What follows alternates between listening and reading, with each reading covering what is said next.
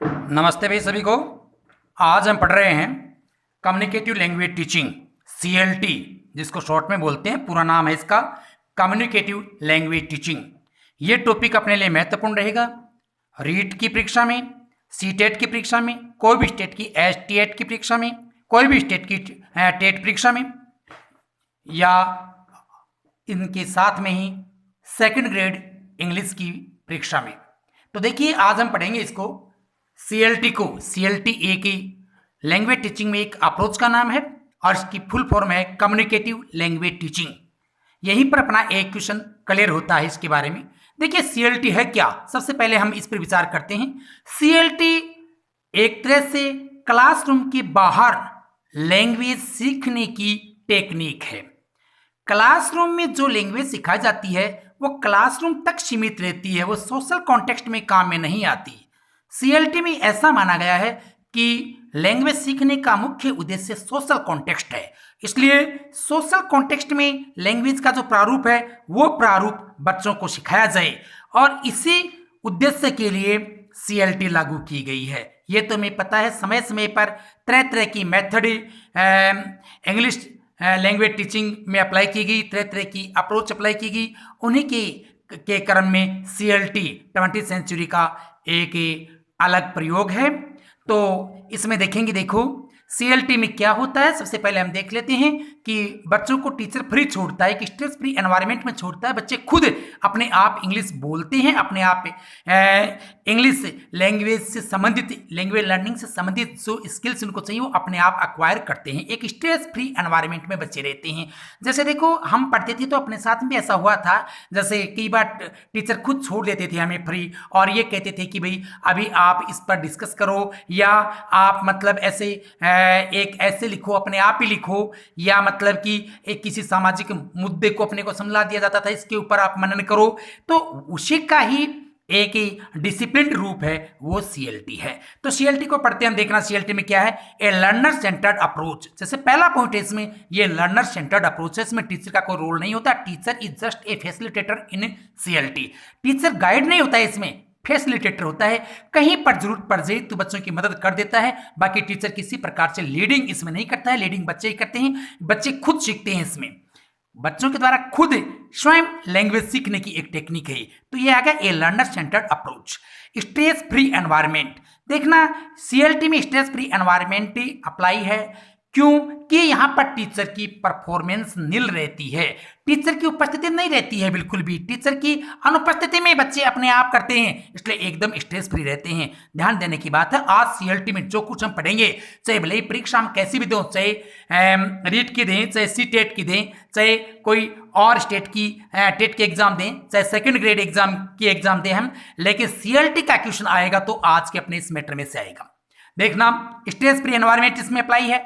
और दूसरा social context, ये मैं टू द पॉइंट आपको पढ़ा रहा हूं, ये पॉइंट आपको CLT में याद रखने हैं। सोशल कॉन्टेक्स्ट है, CLT सोशल कॉन्टेक्स्ट के लिए पढ़ाई जाती है। CLT में ये माना जाता है कि लैंग्वेज सिखाने का, लैंग्वेज पढ़ाने का मुख्य उद्देश्य कम्युनिकेशन है, और कम्युनिकेशन जब तक बच्चे को अपनी सोसाइटी में नहीं आता है, अपने सोशल कॉन्टेक्स्ट में बच्चे को कम्युनिकेशन नहीं आता है, तब तक उसको माना नहीं जा सकता कि इसको कम्युनिकेशन आ रहा है, कम्युनिकेशन की आर्ट इसको आ रही है।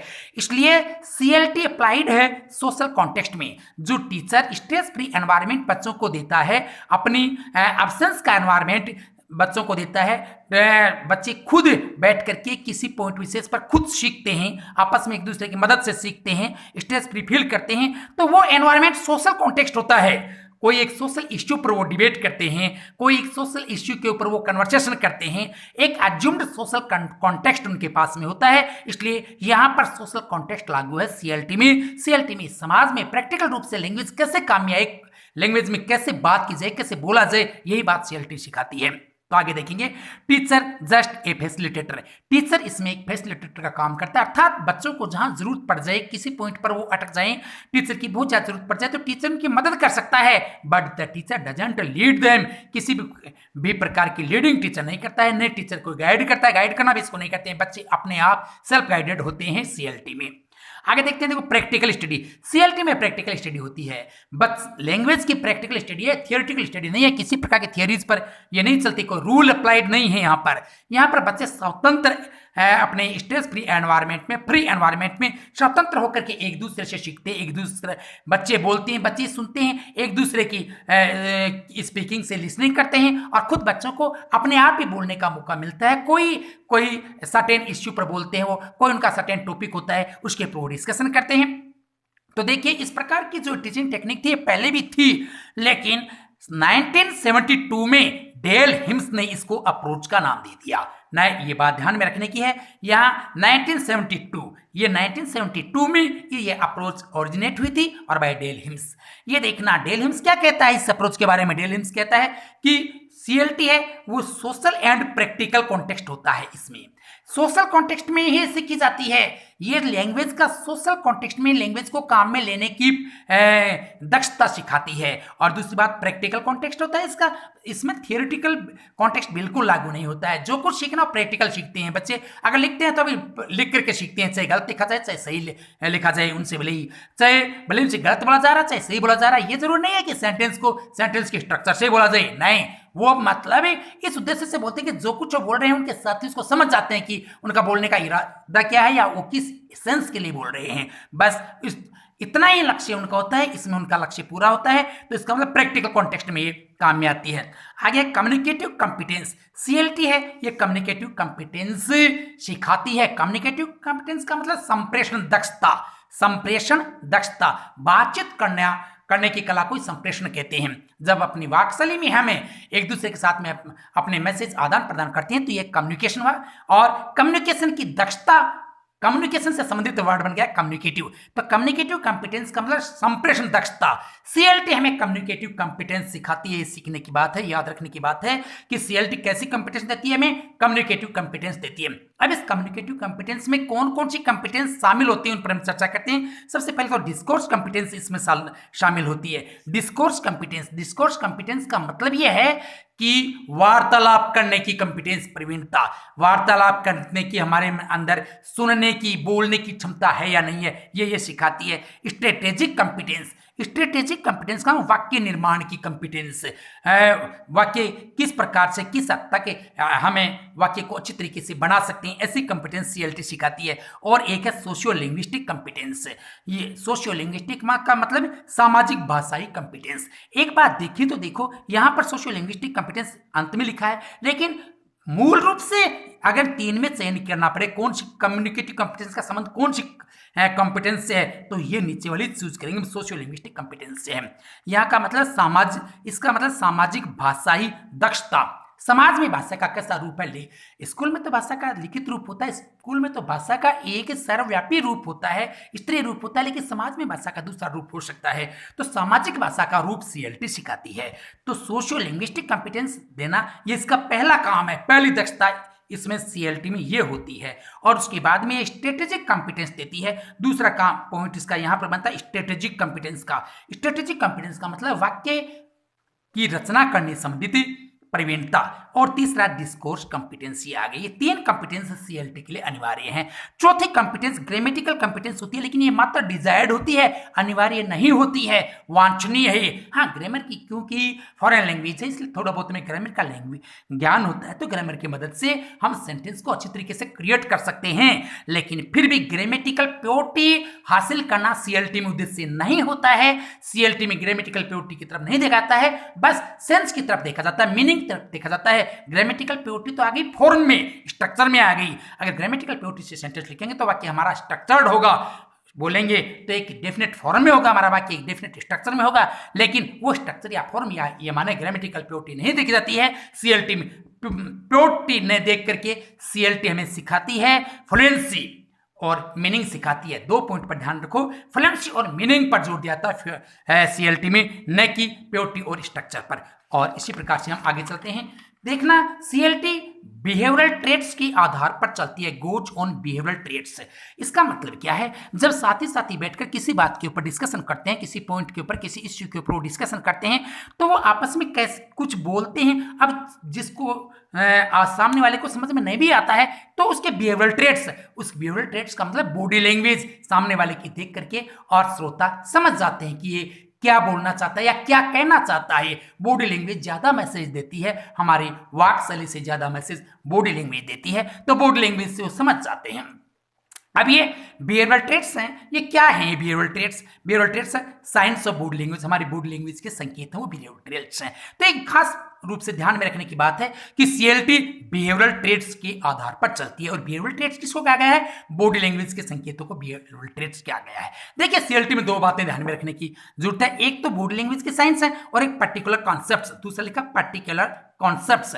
पर्टिकुलर कॉन्सेप्ट क्या होता है? देखो चाहिए भले हम किसी भी प्रकार का सेंटेंस बोले हम, वो हमारा सेंटेंस एक डेफिनेट कॉन्सेप्ट देता है। हम कोई अफर्मेटिव सेंटेंस बोलते हैं, जैसे मान लीजिए मैं कहूं आई गाइड यू, इसमें भी एक कॉन्सेप्ट है, इसमें एक कॉन्सेप्ट है। और कॉन्सेप्ट क्या है? ये यहां पर मेरी जनरल एटीट्यूड का कॉन्सेप्ट है। इसमें मेरी जनरल एटीट्यूड बता रहा हूं कि आई गाइड यू। और इसी प्रकार से जैसे मान लीजिए मैं ये कहूं व्हाट डू यू डू, मैं ऐसा कहूं तो यहां पर एक कॉन्सेप्ट है, अर्थात इंक्वायरी का कॉन्सेप्ट है, मैं आपसे पूछ रहा हूं कुछ। तो यहां पर आप देखिए, और अगर मान लीजिए मैं ये कहूं get up early in the morning, यहां पर दूसरा कॉन्सेप्ट आ गया, यहां पर हम एडवाइस कह दें। या मैं ये कहूं आपसे कि do this homework in time, यहां पर दूसरा कॉन्सेप्ट, यहां पर एडवाइस न होकर के ऑर्डर हो गया। यहां पर आप देख रहे हो, देखो बोलने की शैली में भी हर कॉन्सेप्ट में अंतर आ रहा, अलग अलग कॉन्सेप्ट। मैं अफर्मेटिव कॉन्सेप्ट में कुछ बोल रहा हूं, वो इंटरोगेटिव में बोलते समय मेरी बॉडी लैंग्वेज चेंज हो रही है, बोलने की शैली भी चेंज हो रही है। तो यहां पर देखो ये जो कॉन्सेप्ट है इनको टेक्निकल तरीके से नोशंस कहा गया है, और जो बॉडी लैंग्वेज की साइंस है इनको फंक्शंस कहा गया है। कि जो बोलते हैं हम वो नोशन बोलते हैं हम, और उनको वो फंक्शन कैसे करते हैं, हमारे नोशन वो बॉडी लैंग्वेज के साथ में फंक्शन करते हैं। तो एक प्रकार से हमारे डेल हिम्स ने नोशनल फंक्शनल सिलेबस अप्लाई किया। उन्होंने एक सुझाव दिया, सजेस्ट किया कि इंग्लिश बोलना सिखाने के लिए कम्युनिकेटिव जो कॉम्पिटेंस लैंग्वेज में है, वो बच्चों को कम्युनिकेटिव कॉम्पिटेंस बच्चों को देने के लिए एक लैंग्वेज में नोशनल फंक्शनल सिलेबस चलाया जाना चाहिए। उसमें उन्होंने यही कहा था कि इस प्रकार के सर्टेन बिहेवियरल ट्रेट्स हैं, उनकी ट्रेनिंग करवाई जाए बच्चों को कुछ डेफिनेटिव लिंग्विस्टिक कॉन्सेप्ट्स के साथ में। ऐसा देखो हम छोटी क्लास में थे तब देखना, 7वीं 8वीं क्लास में हम तब थे जब इंग्लिश की बुक के अंत में लिखा हुआ था कि टीचर के लिए पॉइंट आता था, make a group of 5 students and ask them to repeat these sentences और to discuss on this point. इस प्रकार से आता, तो ये वो सीएलटी का ही पॉइंट आता था। तो ये एक बात ध्यान में रखो कि सीएलटी में नोशनल फंक्शनल सिलेबस है, उसकी वो सजेस्टेड है। अब देखेंगे, देखिए हालांकि जो कोई डेफिनेट सिलेबस कोई चल रहा है इंग्लिश में, उसको सीएलटी किसी प्रकार से प्रोपेगेट नहीं करती है, बस एक सिलेबस के नाम पर बात है, तो सिलेबस के नाम पर नोशनल फंक्शनल सिलेबस। अब देखेंगे, देखो आगे क्या आया अब इसमें। अब तक हमने क्या सीखा कि नो ग्रामेटिकल प्योरिटी, इसमें ग्रामेटिकल प्योरिटी होती नहीं है। आपको ऐसे याद रख सकता है, आप इसको ऐसे याद रख सकते हो जैसे कि टीचर की तो प्रेजेंस ही इसमें अनिवार्य नहीं है। जब टीचर की प्रेजेंस नहीं है तो बच्चे ग्रामेटिकल प्योर नहीं रहेंगे, और बच्चे अपने आप में जैसा ध्यान में आएगा वैसा ही बोलेंगे, वैसा ही सुनेंगे। तो यहाँ पर ग्रामेटिकल प्योरिटी नहीं रहती है, और ग्रामेटिकल प्योरिटी को तराशा भी नहीं जाता, ग्रामेटिकल प्योरिटी की जरूरत भी नहीं है। ऐसा माना गया सीएलटी में कि लैंग्वेज में या कम्युनिकेटिव कॉम्पिटेंस में लैंग्वेज को कम्युनिकेटिव पर्पज से काम में लेते हो तो ग्रामेटिकल प्योरिटी की जरूरत नहीं है, केवल मीनिंग की जरूरत है। जो कुछ आप बोल रहे हो वो अपना सेंस सही देना चाहिए, अगला समझ जाना चाहिए कि आप क्या कहना चाहते हैं। और क्रेडिट टू फ्लुएंसी, या फ्लुएंसी को क्रेडिट दी जाती है, कोई ग्रामेटिकल प्योरिटी को नहीं। चाहे भले ग्रामेटिकल एरर हो, लेकिन फ्लुएंसी होना चाहिए, धारा प्रवाह शैली होनी चाहिए आपकी बोलने की। यहाँ सीएलटी ये सिखाती है कि जल्दी बोलोगे उतना ही मैसेज जल्दी कन्वे होगा। तो इसी प्रकार से नो क्रेडिट टू फॉर्म का मतलब सेंटेंस स्ट्रक्चर, और अर्थात हम यूं मान लेंगे ग्रामेटिकल प्योरिटी, तो ग्रामेटिकल प्योरिटी बोल दो, उसको सेंटेंस फॉर्म को बोल दो, उसको सेंटेंस स्ट्रक्चर बोल दो, उसको कोई क्रेडिट नहीं की जाती है सीएलटी में। क्रेडिट टू मीनिंग, यहाँ पर मीनिंग को क्रेडिट दी जाती है कि वास्तव में जो कुछ आप बोल रहे हो वो अपना सेंस सही क्लियर कर रहा है या नहीं कर रहा। तो यहाँ पर देखो, अभी तक हमने इस अभी भी हमने 4 पॉइंट महत्वपूर्ण देखे हैं कि एक तो ग्रामेटिकल प्योरिटी इसमें बिल्कुल नहीं देखी जाती, इसमें क्रेडिट दी जाती है फ्लुएंसी पर, क्योंकि मैसेज जितना जल्दी कन्वे करते हो आपका मैसेज उतना ही ज़्यादा प्रभावी रहता है। और फॉर्म पर कोई बल नहीं दिया जाता है, ग्रामेटिकल फॉर्म पर यानी सेंटेंस के फॉर्म पर, सेंटेंस के स्ट्रक्चर पर कोई बल नहीं दिया जाता है, उस पर कोई महत्व नहीं दिया जाता है, बल्कि आप जो कह रहे हो उसकी मीनिंग पर महत्व दिया जाता है, अर्थात उसका सेंस निकलना चाहिए बस। और नोशनल फंक्शनल सिलेबस इसमें अप्लाइड है। आगे देखते हैं, देखो ये आगे CLT intended at communicative competence. CLT communicative competence के प्रति लक्ष्यबद्ध, जैसा कि हमने पहले सीखा कि कम्युनिकेटिव पर्पस के लिए ही CLT लैंग्वेज है, CLT यही कहती है। तो आगे देखते हैं, देखो यहाँ पर कम्युनिकेटिव कंपिटेंस में क्या क्या आता है वो हमने पहले देख लिया था। कम्युनिकेटिव कंपिटेंस में कौन कौन सी कंपिटेंस आती है? सबसे पहले तो उसमें सोशियो लिंग्विस्टिक कंपिटेंस होनी चाहिए, उसके बाद में स्ट्रेटेजिक कंपिटेंस होनी चाहिए, और फिर उसके बाद में उसमें डिस्कोर्स कंपिटेंस होनी चाहिए, और हो सके वहां तक ग्रामेटिकल कंपिटेंस होनी चाहिए। लेकिन ग्रामेटिकल कंपिटेंस एक डिजायरेबिलिटी है, न कि इनएविटेबिलिटी। आगे देखेंगे improve listening and speaking skills. देखना, एक बात देखिए कि CLT कौन से स्किल इंप्रूव करती है, तो मोटे तौर से तो देखेंगे तो लगभग CLT सारी स्किल्स को इंप्रूव करती है, क्योंकि CLT में लिटरेरी एक्टिविटी भी हो सकती है, कोई ऐसे लिखा जा सकता है, कोई पोएम लिखी जा सकती है, लिटरेरी एक्टिविटीज भी करते हैं साथ ही आपस में मिलकर के, तो राइटिंग भी होती है इसमें। CLT में रीडिंग भी हो सकती है, कोई पोएम का रसस्वादन करके अपने साथियों को सुना रहा है, ऐसा भी हो सकता है। तो मोटे तौर से कहा जाए तो चारों ही स्किल्स हैं, चारों बेसिक स्किल्स हैं, वो इंप्रूव CLT में होते हैं। लेकिन इनमें से कोई दो को सिलेक्ट करना पड़े तो आप ये ध्यान में रखो कि CLT हो कम्युनिकेटिव कंपिटेंस के लिए है, और कम्युनिकेशन की बात करें तो कम्युनिकेशन का ज्यादा संबंध रिटन लैंग्वेज से न होकर ओरल लैंग्वेज से है, इसलिए दो का सिलेक्शन करना पड़े तो आप ये मानो कि लिसनिंग और स्पीकिंग स्किल्स को इंप्रूव करती है। और लिसनिंग और स्पीकिंग में भी एक को आपको सिलेक्ट करना पड़े तो आप स्पीकिंग करना, सिर्फ स्पेलिंग, लिसनिंग और स्पीकिंग ओरल स्किल्स हैं, और उनमें से एक को सिलेक्ट करना पड़ता तो आप स्पीकिंग करो। तो यहां तक ये क्लियर हुआ कि यूथ तो दो लैंग्वेज के दोनों एस्पेक्ट पर ही CLT बल देती है, अर्थात रिटन एस्पेक्ट पर भी और ओरल एस्पेक्ट पर भी। फिर भी CLT का संबंध ओरल लैंग्वेज से ज्यादा है, इसलिए ओरल एस्पेक्ट पर ज्यादा बल देती है। इसलिए या तो ये आ जाए कि चारों स्किल्स की, ऑल द 4 स्किल्स को ही इंप्रूव करती है CLT। अगर चारों का ऑप्शन हमारा नहीं आता है, अगर दो सिलेक्ट करनी है तो ये मान लो ओरल स्किल्स को ये इंप्रूव करती है। ओरल स्किल्स में लिसनिंग और स्पीकिंग आती है, और अगर ओरल स्किल्स में से भी एक को सिलेक्ट करना पड़ता है तो आप स्पीकिंग को करोगे, हायर स्किल को सिलेक्ट करोगे।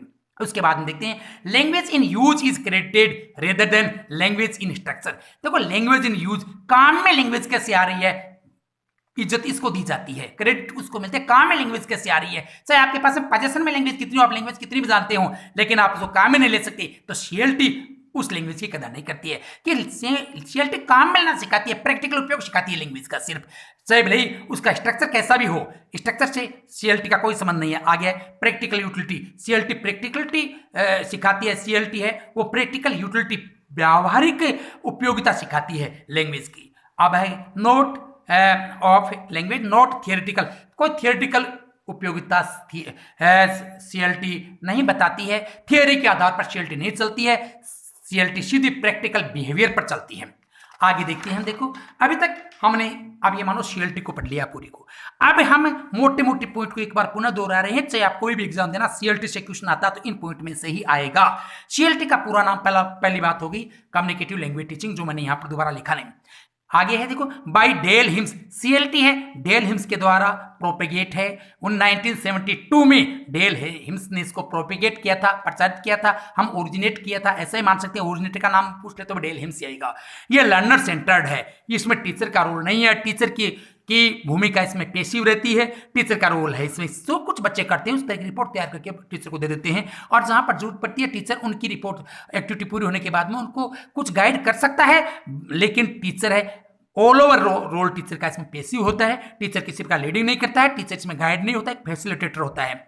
सोशल कॉन्टेक्स्ट, CLT में सोशल कॉन्टेक्स्ट को ध्यान में रखा जाता है। लैंग्वेज का सोशल कॉन्टेक्स्ट है, CLT मानती यही है कि लैंग्वेज सिखाई जाती है सोशल कॉन्टेक्स्ट के लिए। कम्युनिकेटिव कंपिटेंस, CLT में कम्युनिकेटिव कंपिटेंस हासिल होती है।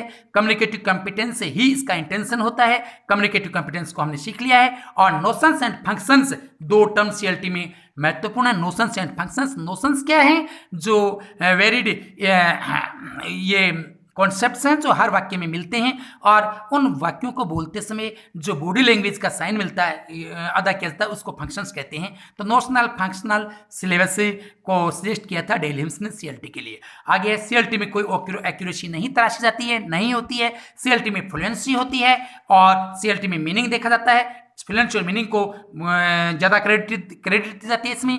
और फॉर्म एंड प्योरिटी डिस्कार्डेड, इसमें फॉर्म अर्थात सेंटेंस का स्ट्रक्चर या ग्रामेटिकल प्योरिटी है उसको दुत्कार दिया जाता है, उनकी कोई ज़्यादा प्रतिष्ठा नहीं की जाती है सीएलटी में। आगे देखते हैं लिसनिंग एंड स्पीकिंग स्किल्स पर ये ज़्यादा बल देती है। दोनों में से एक चूज करना पड़े तो स्पीकिंग स्किल्स। इस प्रकार से आज हमने पढ़ा है ये सीएलटी। आप इसको ध्यान से एक बार दोबारा इस लेसन को देख लेंगे।